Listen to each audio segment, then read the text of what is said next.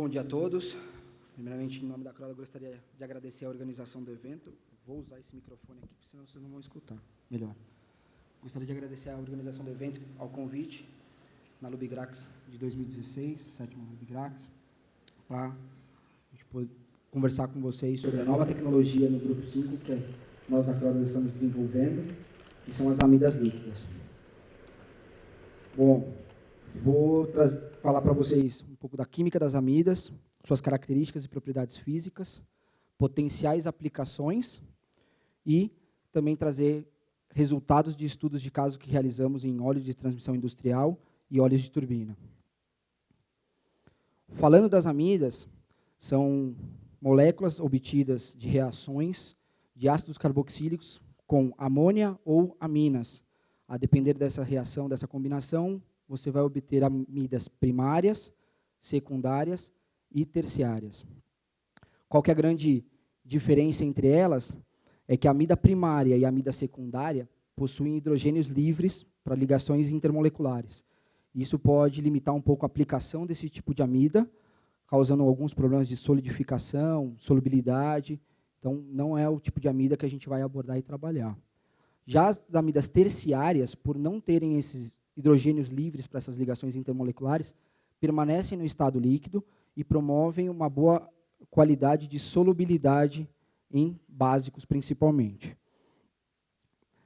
Em relação à estabilidade hidrolítica que a gente busca, a gente tem os ésteres e as amidas. O éster, apesar de ele cumprir muito bem essa função, né, de estabilidade hidrolítica, que a gente busca das nossas formulações, ele pode ser passível de uma hidrólise em meios que possivelmente sejam contaminados ou tenham contaminações aquosas, por serem moléculas reversíveis. Já o caso das amidas, elas são superiores, ou seja, elas, por não serem moléculas reversíveis, elas são moléculas irreversíveis, elas se demonstram muito mais estáveis, perfeito? Principalmente nesse meio que possa sofrer contaminação aquosa. Bom, falar das características das amidas líquidas em geral. São produtos que podem promover aí uma formulação mais estável, mais durável para vocês, por conta da característica dela de solubilidade dos aditivos. Tem também uma melhora da eficiência do equipamento de vocês, uma vida útil maior, porque é um tipo de formulação com essa amida líquida que vai ter uma redução de coeficiente de atrito, um menor desgaste, uma menor formação de depósito. Então, ela vai trazer vários benefícios para a formulação de vocês, lógico, e em consequência do cliente de vocês.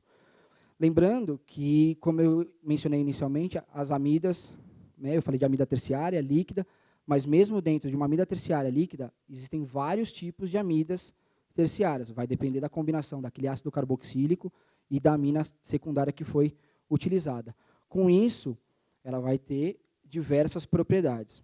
Essa tecnologia, a Croda está trabalhando e está desenvolvendo uma linha de produtos dentro das amidas líquidas com diversas características. Hoje eu trouxe para vocês um produto que nós estamos nomeando como amida líquida 1 na apresentação. O nome comercial é o Priolube HS1000 e tem a partir daqui as propriedades físicas e todos os testes são relacionados a esse produto e não em si só sobre a tecnologia.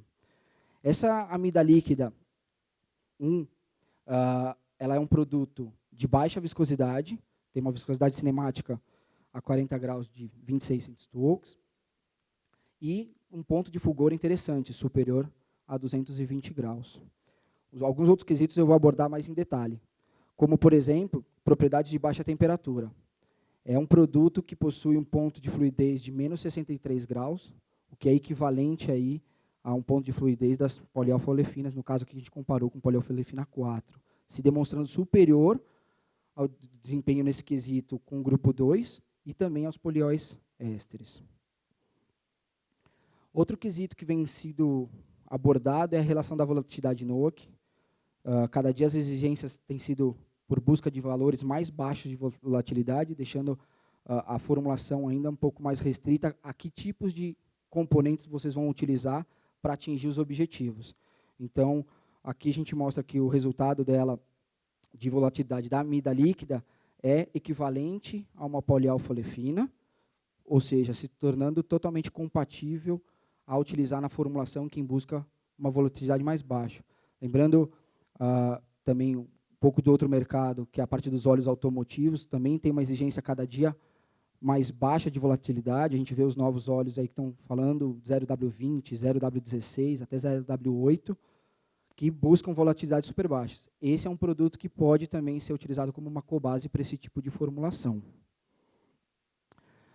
Novamente, falando aqui de estabilidade oxidativa e hidrolítica, aqui eu trago os números para vocês. Eu falei um pouco da característica da química, né, do grupo amida líquida, e aqui dessa amida líquida 1 comparado aí com alguns ésteres. Então, ela se mostra muito superior a esse resultado dessa ASTM D943, que ela precisa de mais de 700 horas para atingir.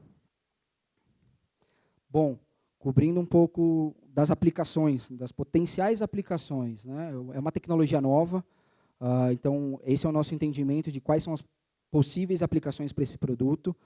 Eu comentei que a gente já vai trazer os estudos de caso para vocês de óleo de transmissão industrial e óleo de turbina, mas tem as outras aplicações. E o outros ali é porque a gente entende que é uma tecnologia nova e novas descobertas de aplicação ainda estão por vir, né? Então, também estamos abertos aí às sugestões de vocês. Quem se interessar em testar em tecnologias diferentes, será um prazer para a gente poder discutir esse assunto.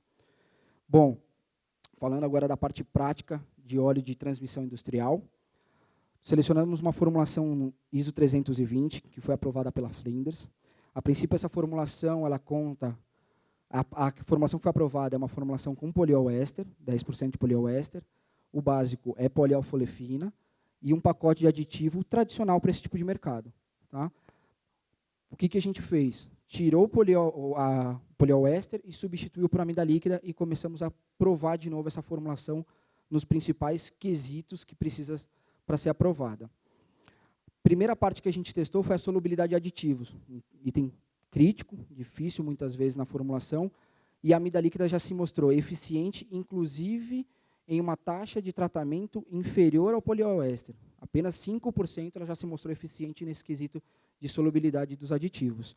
Por que isso? Porque o grupo amida terciário tende a ser mais polar do que o grupo éster.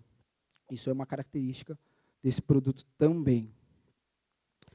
Em relação à estabilidade hidrolítica dessa formulação, né, cumprindo aí com a STM D2619, a gente pode notar que a amida líquida se comportou muito bem, um resultado muito favorável, um índice de acidez pequeno, inferior aí ao que a gente tem costume aos ésteres.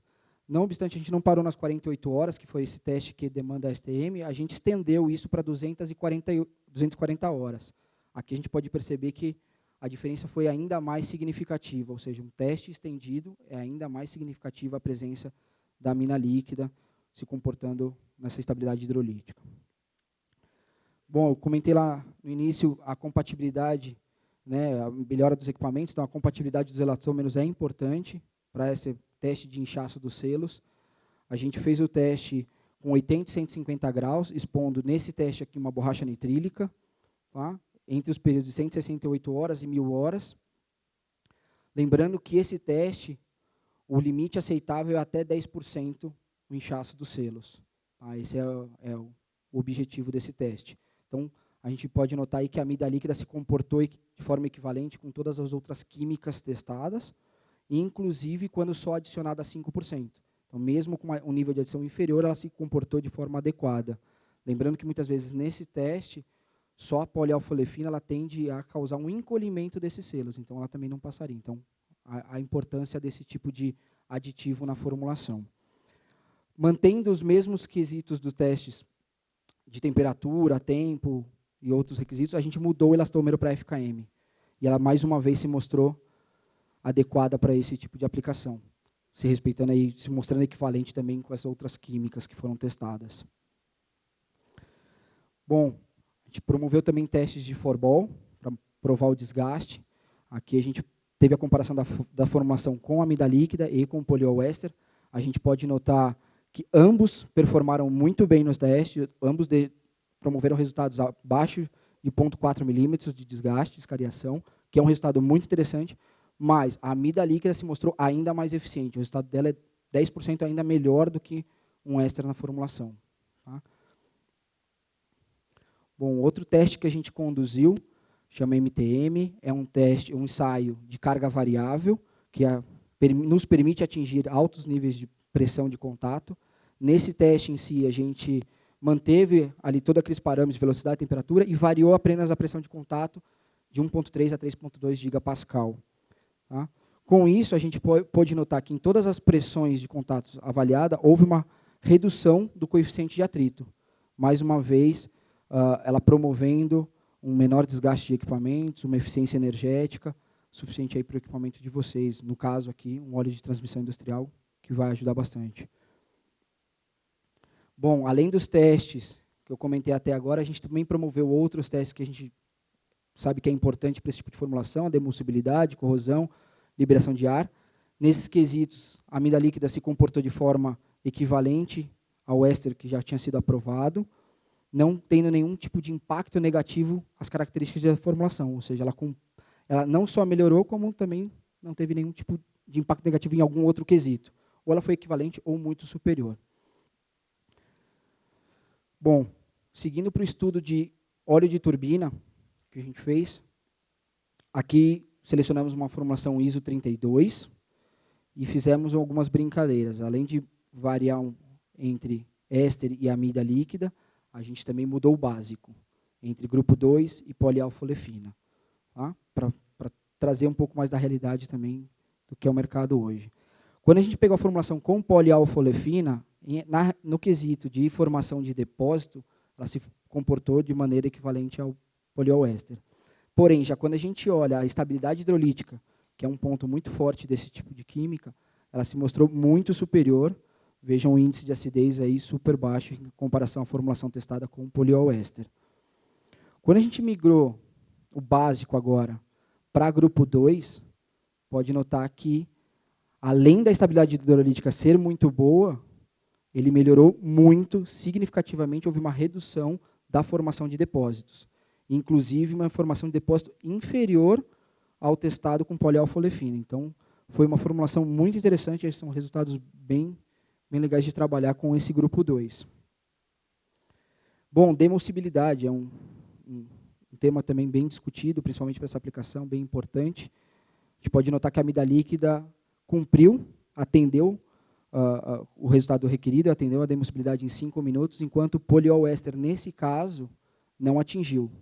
Ele falhou, ele ficou superior a 30 minutos e não formou uma demulsibilidade correta. Bom, outros testes que foram feitos também com esse tipo de formulação foi a questão de corrosão e liberação de ar.